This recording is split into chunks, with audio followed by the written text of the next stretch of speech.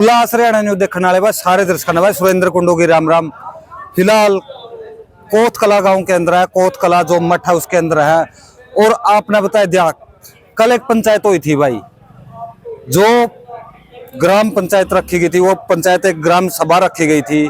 उसमें जो सरपंच प्रतिनिधि है वो जो यहाँ का मंत्री सुखरायनाथ था उसके ऊपर प्रति आरोप लगाया जावा है। तो आज सुखरायनाथ जी ने भी यहाँ पर एक पंचायत रखी थी, जो पांचों गांव की पंचायत रखी गई थी, उसके अंदर आए तो क्या कुछ विचार रखे हैं मंत सुखरायनाथ ने, आइए हम वो आपको विचार सुनाते हैं। अनुकूल बात नहीं है, लेकिन जब सामने वाले इतने गिर गए तो अब मेरे को नाली साफ करनी पड़ेगी, और जब नाली साफ करेंगे तो हाथ तो थोड़े बहुत भरेंगे, तो इसलिए मुझे ये छोटी बात आपको बतानी पड़ रही है। इन लोगों ने भेज करके कुछ लोगों को स्टेडियम के अंदर जितनी भी 1 नंबर ईंटों के चट्टे लगे, बड़ी तादाद में ईंटों के मेरे से बिना इजाजत लिए, मेरे संज्ञान में बिना डाले हुए, क्या ये ग्राम पंचायत का काम है कि वो पंचायत के काम में मठ की सामग्री को, नई ईंटों को बड़ी मात्रा में रोड़ा मशीन तोड़ने वाली मशीन लगा करके तोड़े, और तोड़ करके ले जा करके कागजों में तो पैसे पंचायत के लगे दिखाए और माल लग रहा है मठ का। तो ये सही है क्या? वो वीडियो मेरे पास उपलब्ध है, मैं सारे पत्रकार बंधुओं को दूंगा, आप लोग प्लीज इसके साथ इसको संलग्न कीजिए।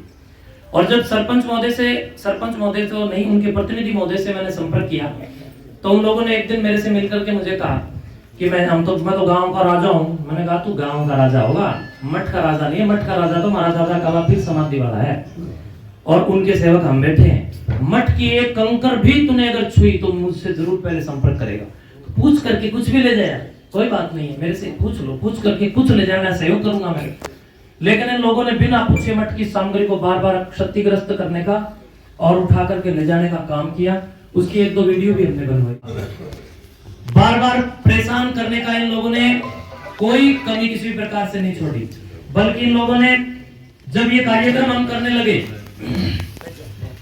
तो इनसे प्रशासन ने अनापत्ति पत्र मांगा था कि भाई काम हो रहा है, मठ का अच्छा काम हो रहा है, इस पर एक अनापत्ति पत्र दे दीजिए, फॉर्मेलिटी होती है जो पंचायतों में देनी होती है। लेकिन बंधुओं, उस कार्यक्रम के लिए भी आपत्ति पत्र दे दिया, लिख के दे दिया कि इस कार्यक्रम से हम सहमत नहीं है। मठ के साधुओं के साथ और गांव वालों के साथ केस मुकदमे चल रहे हैं, मैं आप सबकी टांग नीचे को निकल जाऊंगा, उन लोगों की भी टांग नीचे को निकल जाऊंगा अगर मेरा किसी के साथ एक मुकदमा गांव राम के साथ चल रहा है। क्यों लिखा इस बंदे ने झूठा? जो भी मुकदमे चल रहे हैं वो पुलिस के साथ इन लोगों के चल रहे हैं, मेरे साथ किसी का कोई मुकदमा नहीं चल रहा। मैंने जिस पर भी कोई मुकदमा किसी भी, अरे मेरे सर पर कुल्हाड़े मारने वाले लोगों को भी मैंने गांव राम के कहने से माफ कर दिया। इससे ऊपर मेरे से और क्या चाहिए?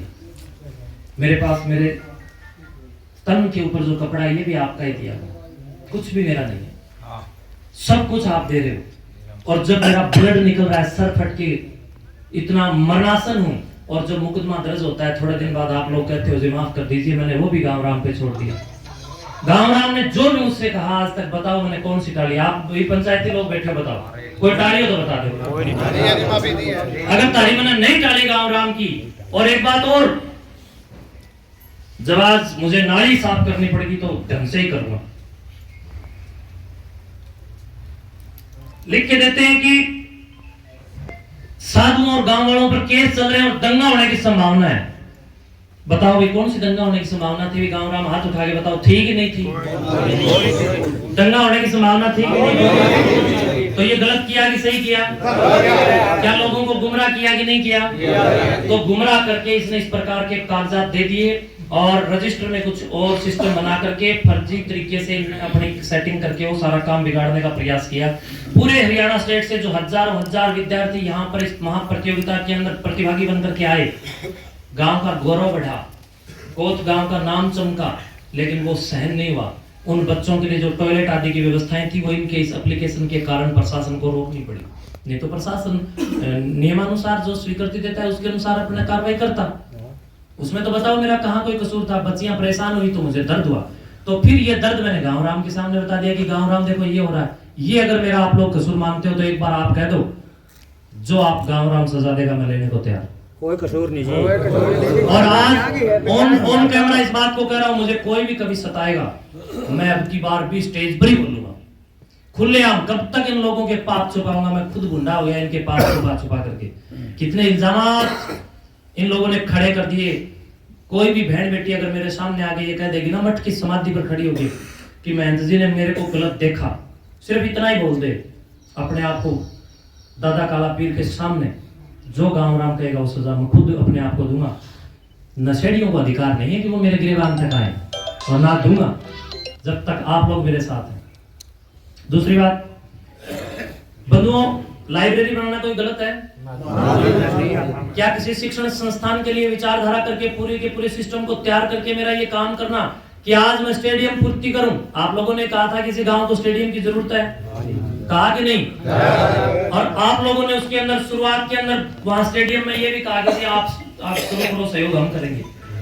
फिर भी हम लोगों ने आप लोगों के सहयोग से वो शुरू किया। गांव के 8-10 लाख रुपए मेरे पास उस स्टेडियम में आए, बाकी का लाखों रुपया जितना लगा वो मठ का लगा।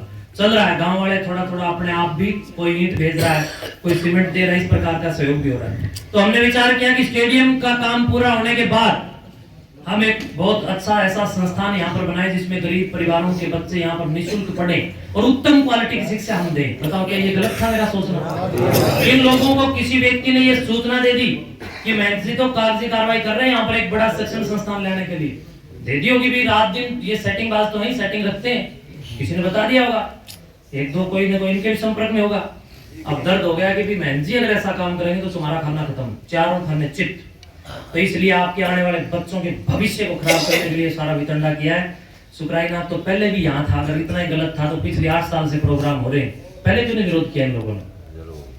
क्यों नहीं विरोध किया? अब ये हो रहा है कि यहाँ शिक्षण संस्थान बनने जा रहे हैं, यहाँ पर बहुत बड़ी हरियाणा की नंबर 1 लाइब्रेरी, हाईटेक लाइब्रेरी बनने जा रही है, ये इनको पता चल गया। तो इसलिए ये लोग ये सारा वितंडा खड़ा कर रहे हैं। मैंने इनका कुछ नहीं बिगाड़ा है, लेकिन ये लोग मठ की संपत्ति पर गिद्ध नजर डाल करके बैठे हैं। और प्रिय बंधुओं, जितने भी आप लोग मुझे अभी लाइव के माध्यम से देख रहे हैं, मेरा गांव राम बैठा है, पूछो गांव राम से।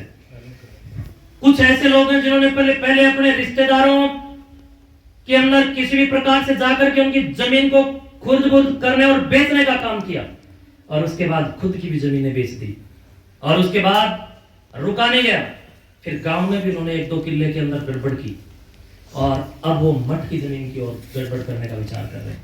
चारों ओर से ये वितंडा, भूमाफिया, नशा माफिया और शराब और समेत के बढ़ोतरी के माध्यम से समाज को लूटने वाली मानसिकता का है।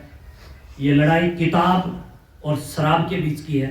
अब आप चुन लो, शराब चाहिए तो जो वो कहें वो कर लो, और किताब चाहिए यानी आने वाली पीढ़ी को मोटिवेट समय समय पर करना, नशे से बचाना, अच्छी शिक्षाओं की ओर प्रेरित करना चाहिए, तो आप लोग शुक्राईनाथ आपकी सेवा में तैयार है। बाकी जो आपको अब आप लोग गांव वाले बताओ मुझे क्या करना है, जैसे आप कहोगे मैं वही करूंगा। शुभकामनाएं।